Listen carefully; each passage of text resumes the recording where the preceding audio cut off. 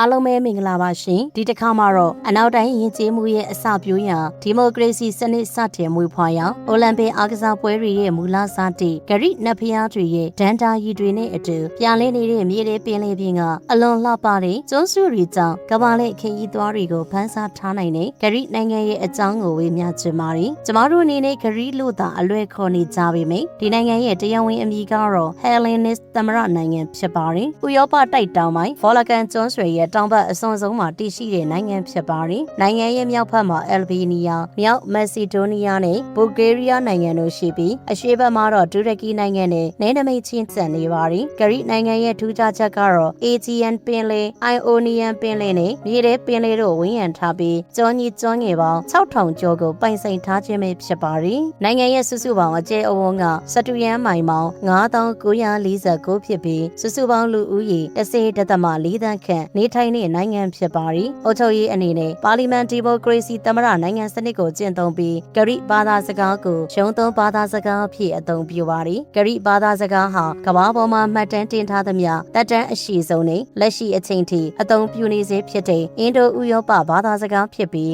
းနှစ်ပေါင်း3400ကျော်တက်တန်းရှိပါတယ်။သင်္ချာသိပ္ပံစီပညာနဲ့နက္ခတ္တဗေဒပညာရပ်တွေကဟောဟာရအများစုဟာဂရိစကားလုံးတွေကနေဆင်းသက်လာတာဖြစ်ပါတယ်။လူဦးရေ3 သန်းခန့်နေထိုင်တဲ့အေသင်မြို့ကမြို့တော်နဲ့အကြီးဆုံးမြို့ဖြစ်ပြီးတက်ဆာလိုနီပတ်ထရက်စ်နဲ့ဟီရတ်ခလီယွန်တို့ကတော့အခြားထင်ရှားတဲ့မြို့ကြီးတွေဖြစ်ပါတယ်။နိုင်ငံရဲ့အမြင့်ဆုံးနေရာကတော့ဂရိဒန်နာယီလာနဖျားတွေစံမြန်းရာနေရာလို့ယုံကြည်ရတဲ့အိုလံပတ်စ်တောင်ဖြစ်ပြီးပင်လယ်ရေမျက်နှာပြင်အထက်9580 ပေမြင့်ပါတယ်။ဂရိဆိုတဲ့အမည်ဟာရောမတွေကသူတို့ကိုဂရိရှာလို့ခေါ်ဆိုခဲ့ရာကနေအင်္ဂလိပ်လိုဂရိဖြစ်လာခဲ့တာပါ။ဒါပေမဲ့ဂရိလူမျိုးတွေကိုယ်တိုင်ကတော့သူတို့နိုင်ငံကိုသူတို့ဟဲလက်စ်လို့သာရှေးရခင်ကလေးကဂုံယူစွာခေါ်ကြပါတယ်။ဂရိနိုင်ငံရဲ့တမိုင်းများဟာကမ္ဘာတမိုင်းမှာအလွန်အရေးပါပြီးခမ်းနားကြီးကျယ်လှပါတယ်။ဥရောပတိုက်ရဲ့ပထမဆုံးသောအဆင့်မြင့်ယဉ်ကျေးမှုတွေဖြစ်တဲ့မီနိုယန်ယဉ်ကျေးမှုဟာခရီတေကျွန်းမှာ BC 2900ခန့်ကလေးကစတင်ထွန်းကားခဲ့တယ်လို့မိုင်စီနီယန်ယဉ်ကျေးမှုဟာလည်း BC 1600ခန့်မှာထွန်းကားခဲ့ပါတယ်။ BC 900စုနဲ့400စုတွေမှာတော့ဂရိမြို့ပြနိုင်ငံလေးတွေအလွန်အင်အားကြီးမားခဲ့ပြီးဒါ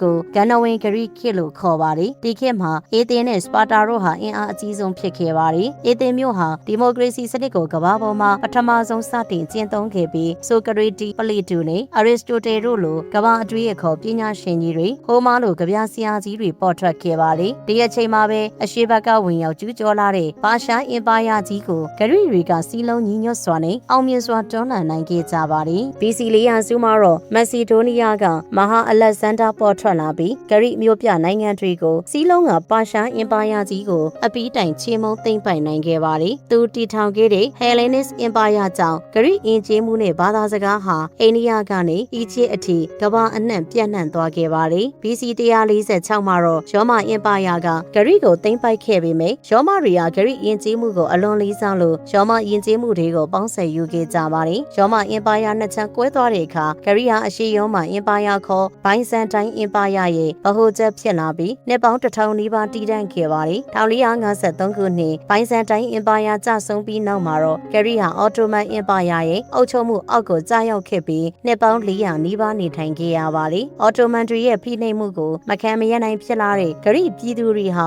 1821ခုနှစ်မှာဂရိလွတ်လပ်ရေးစစ်ပွဲကိုစတင်ဆင်နွှဲခဲ့ပြီးဥရောပနိုင်ငံတွေရဲ့ကူညီမှုနဲ့1830ခုနှစ်မှာလွတ်လပ်သောခေတ်သစ်ဂရိနိုင်ငံအဖြစ်ပြန်လည်မွေးဖွားလာခဲ့ပါတယ်။ဒုတိယကမ္ဘာစစ်အတွင်းမှာအီတလီတပ်တွေဝင်ရောက်ကျူးကျော်လာတာကိုဂရိတွေကရွရွချွန်းချွန်းခုခံတွန်းလှန်နိုင်ခဲ့လို့မဟာမိတ်တွေအတွက်အလွန်ခွန်အားဖြစ်စေခဲ့ပါတယ်။ဒါပေမဲ့နောက်ပိုင်းမှာဂျာမနီနာဇီတပ်တွေရဲ့သိမ်းပိုက်ခြင်းကိုခံခဲ့ရပြီးပြည်သူသိမ်းချီအငတ်ပြီးနဲ့တိတ်ဆုံးခဲ့ရပါတယ်။စစ်ကြီးပြီးတဲ့အခါမှာလေကွန်မြူနစ်နဲ့ဒီမိုကရေစီလိုလားသူတွေကြောင့်ဂရိပြည်ရင်းစစ်ဆက်ဖြစ်ခဲ့လို့တိုင်းပြည်ဟာလန်ထူဖို့အချိန်အတော်ယူခဲ့ရပါတယ်။1968ခုနှစ်မှာစစ်တပ်ကအာဏာသိမ်းပြီးစစ်အာဏာရှင်စနစ်9နှစ်ကြာအုပ်ချုပ်ခဲ့ပေမဲ့1984ခုနှစ်မှာတော့ဒီမိုကရေစီစနစ်ကိုအောင်မြင်စွာပြန်လည်အသက်သွင်းနိုင်ခဲ့ပါတယ်။1981ခုနှစ်မှာဥရောပသမဂ္ဂ EU ကိုဝင်ရောက်ခဲ့ပြီး2000ခုနှစ်မှာတော့ယူရိုငွေကြေးကိုစတင်သုံးစွဲခဲ့ပါတယ်။2009ခုနှစ်ကနေ2018ခုနှစ်အတွင်းမှာတော့ဂရိနိုင်ငံဟာကမ္ဘာသမိုင်းမှာအဆိုးရွားဆုံးနိုင်ငံတော်အကျွေးအကျက်အတိန်းနဲ့ရင်ဆိုင်ခဲ့ရပါတယ်။တိုင်းပြည်ဒေဝါလီခံရမယ့်ခြေအနေရောက်ခဲ့ပြီးဥရောပသမဂ္ဂနဲ့နိုင်ငံတကာငွေကြေးအဖွဲ့အစည်း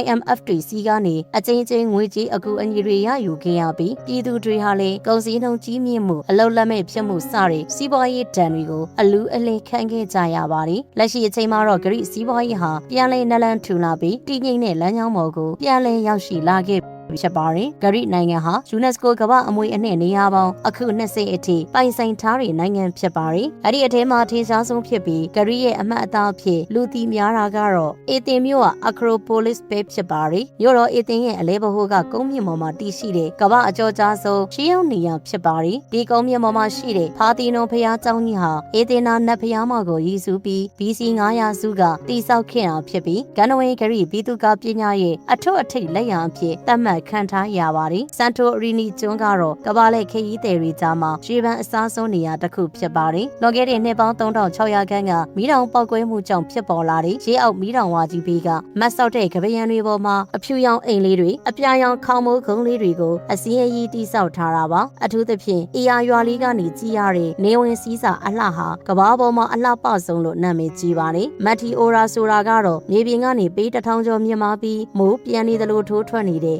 တဘာဝကြောက်တိုင်ကြီးတွေရဲ့ထိတ်တဲ့မှာတိဆောက်ထားတဲ့အရှေ့ပိုင်း Orthodox ဘုန်းတော်ကြီးကျောင်းတွေရှိရာနေရာလေးဖြစ်ပါတယ်။စလင်းရာစုကလုံခြုံရေးအရာဒီကြောက်တိုင်တွေပေါ်မှာခေယခေစစ်တက်ရောက်တိဆောက်ခဲ့ကြတာဖြစ်ပါတယ်။ Delphine နယ်မြေကိုတော့ရှေးအောင်ဂရိတွေကကမ္ဘာမြေကြီးရဲ့ချက်ဦးတိုင်းလို့ယုံကြည်ခဲ့ကြပါတယ်။အပိုလိုနဲ့ဖျားကသူ့ရဲ့နတ်ဝင်သေးကနေတဆင်အနာဂတ်အတွက်ဗျာဒိတ်စကားတွေပေးတယ်ဆိုတဲ့နာမည်ကြီး Delphine နတ်ကွန်တည်ရှိရာနေရာဖြစ်ပါတယ်။ယနေ့ခေတ်ကမ္ဘာအိုလံပစ်အားကစားပွဲတော်ကြီးကို BC 986ခုနှစ်မှာစတင်မွေးဖွားပေးခဲ့တာကတော့အိုလံပီယာရှေးရောက်နေပြီဖြစ်ပါတယ်။ဇုစ်နတ်ဘုရားကိုပူဇော်တဲ့အနေနဲ့ကျင်းပခဲ့တာဖြစ်ပြီးလက်ရှိခေတ်အိုလံပစ်ပွဲတွေရဲ့မီးရှူတိုင်ကိုလည်းဒီနေရာကနေပဲနေအောင်ကြီးကိုသုံးပြီးစတင်မင်းကြီးလေးရှိပါတယ်။စန်တိုရီနီပြီးရင်အကျော်ကြားဆုံးကတော့မိုက်ကိုနို့စတွန်းဖြစ်ပြီးဒီကျောင်းမှာတော့ကမ္ဘာနာမည်ကြီးတထေတွေအမှုပညာရှင်တွေလာရောက်အပန်းဖြေလေးရှိပါတယ်။ရိုးရာလေးရဟတ်ကြီးတွေကြောက်ခင်းလန်းလေးတွေရဲ့ပြင်မိုးလင်းပေါက်ကျင်းပလေးရှိတဲ့တဲတောင်မြေမော်ကညပါတီတွေကြောင့်အလွန်နာမည်ကြီးပါတယ်။ခရီတေကျွန်းကတော့ဂရိနိုင်ငံရဲ့အကြီးဆုံးကျွန်းဖြစ်ပြီးတမိုင်းဝင်ခနော့ဆော့နန်းတော်ကြီးရှိရာနေရာပါ။နွားကောင်းတဲ့လူကိုယ်လုံးရှိတဲ့မင်းနိုတော်ဘလူးကြီးနေထိုင်ခဲ့တဲ့ဝင်ကဘာကြီးရှိတယ်ဆိုတဲ့ဒန္နာယီလာနေရာလေးဖြစ်ပါတယ်။ဂရိနိုင်ငံရဲ့အခြားထင်ရှားတဲ့နေရာတွေကတော့ဘယင်အာဂါမင်းတော်ဆိုးဆန်ခဲ့ပြီးကျေးခေရင်ကျေးမှုထွန်းကားခဲ့အောင်မိုင်စီနီရှေးအောင်မြို့တော်အတလုံးစနစ်အကောင်းဆုံးအဖြစ်ယနေ့တိုင်းအံ့ဩနေရတဲ့ရှေးဟောင်းအမိုးပွင့်စက်ယုံကြီးအပီဒေါ်ရက်ခရူးစိတ်စစ်ပွဲခေတ်က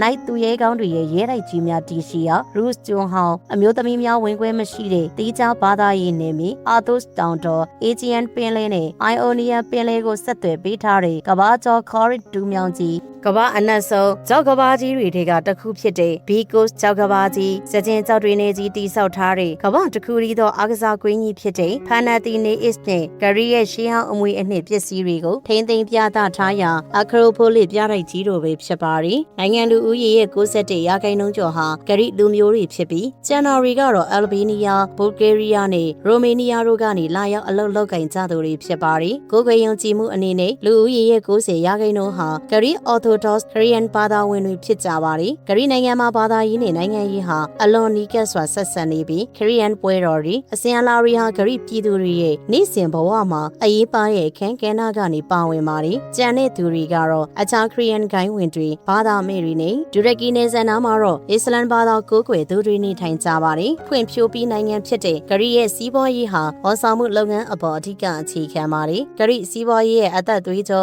အဓိကမန်တိုင်းကြီးနှစ်ခုရှိပါတယ်။ပထမတစ်ခုကခရီးသွားလုပ်ငန်းဖြစ်ပါတယ်။နိုင်ငံရဲ့ GDP စုစုပေါင်းရဲ့20%နီးပါးဟာခရီးသွားလုပ်ငန်းကနေရရှိတာဖြစ်ပြီးလူ9ယောက်မှာ1ယောက်ဟာခရီးသွားလုပ်ငန်းနဲ့သက်ဆိုင်တဲ့အလုပ်အကိုင်းတွေကိုလုပ်ကိုင်နေကြပါတယ်။ဒုတိယတစ်ခုကတော့ရေကြောင်းကုန်သွယ်ရေးပါဂရိလူမျိုးတွေဟာပင်လယ်နဲ့ကြီးပြင်းလာသူတွေပြီးကမ္ဘာအကြီးဆုံးကုန်သွယ်ရေးသင်းမောအုပ်စုကြီးကိုပိုင်ဆိုင်ထားပါတယ်။ကမ္ဘာကုန်တင်သင်းမောစုစုပေါင်းရဲ့20%ကျော်ကိုဂရိတတိတွေကပိုင်ဆိုင်ထားတာဖြစ်ပါတယ်။အခြားလုပ်ငန်းတွေအနေနဲ့ရေနံတန့်စင်ခြင်းအစားအစာအလူမီနီယံနဲ့သတ္တုထုတ်ကုန်ဆေးဝါးနဲ့စိုက်ပျိုးရေးလုပ်ငန်းတွေကိုလုပ်ကိုင်ကြပါတယ်။နိုင်ငံသားတွေရဲ့နှစ်စဉ်ပြည့်မြ GDP ကတော့အမေရိကန်ဒေါ်လာ3000ခန့်ဖြစ်ပြီးငွေကြေးစနစ်အနေနဲ့ဥရောပယူရိုကိုအသုံးပြုပါတယ်။ပညာရေးစနစ်အနေနဲ့အခြေခံပညာကနေတ က္ကသိုလ်အထိအစိုးရကျောင်းတွေမှာအခမဲ့သင်ကြားခွင့်ပြဋ္ဌာန်းထားပါတယ်။အရွယ်ရောက်ပြီးသူစာတက်မြောက်နှုန်း98%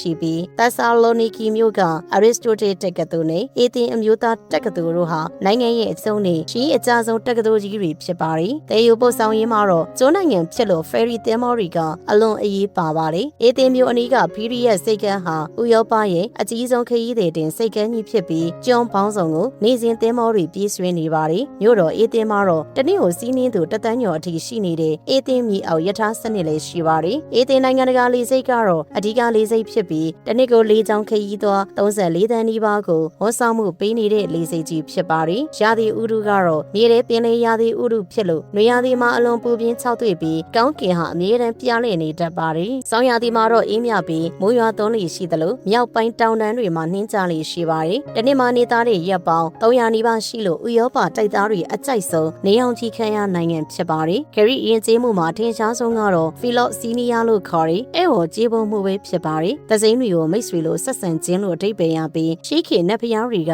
လူရောင်ဖန်ဆင်းပြီးဆင်းလာတတ်တယ်လို့ယုံကြည်ရာကနေဧည့်သည်တွေကိုအကောင်းဆုံးဧည့်ခံတဲ့ဒလိဖြစ်လာတာပါ။ဂရီလူမျိုးတွေဟာမွေးနေ့ထက်ဆိုင်မိမိတို့နာမည်နဲ့ကိုက်ညီတဲ့သူတော်စင်ကိုဂုဏ်ပြုတဲ့နာမည်နေ့ကိုပို့ပြီးကြီးကြီးကျယ်ကျယ်ကျင်းပလိရှိကြပါတယ်။ဂရီအစားအစာတွေဟာတန်လွင်စီခရမ်းညင်သီးဒိန်ကဲနဲ့ပင်လယ်စာတွေကိုအဓိကထားပါတယ်။ဂရီတုပ်ဆိုတာကတော့ခရမ်းညင်သီးတခွားသီးချက်တော်နီတန်လွင်သီးတို့အပေါ်မှာဂရီရဲ့နာမည်ကျော်သုံးတို့နဲ့လှုပ်တဲ့ဖီတာဒိန်ကဲအတုံးကြီးတင်ပြီးတန်လွင်စီစမ်းစားရတဲ့ကဘာကျော်အတုပ်ဖြစ်ပါတယ်။စူဖလာကီနဲ့ကီရိုတို့ကတော့အသားတွေကိုဒုတ်ထိုးကင်းနာသို့မဟုတ်လှည့်ကင်းနာကိုခေါ်တာဖြစ်ပြီးပေါင်းလွာတဲ့ပီတာပေါင်းပုံများတဲ့မှာခရမ်းညင်သီးချက်တော်နီအာလူးကျော်နဲ့ဇက်စီကီဆော့တို့ထည့်ပြီးလိပ်စားရတဲ့နာမည်ကြီးလမ်းဘေးစာဖြစ်ပါတယ်။ခရမ်းသီးအာလူးနဲ့အသားစင်ကောတွေကိုအထက်ထက်စီပြီးအပေါ်ကနေ cheese အနှစ်တင်ကဖုတ်ထားတဲ့ဂရီရိုးရာအစားအစာကိုတော့မူဆာကာလို့ခေါ်ပါတယ်။တောက်စရာတွေထဲမှာတော့မကြီးနဲ့စမုံစပါးအရသာရှိပြီးရေခဲထည့်လိုက်ရင်အယောင်ဖြူသွားတဲ့တေဥဆိုလို့ခေါ်တဲ့အရက်ကအလွန်နာမည်ကြီးပါတယ်။အားကစားမှာတော့ဘောလုံးနဲ့ဘတ်စကတ်ဘောဟာ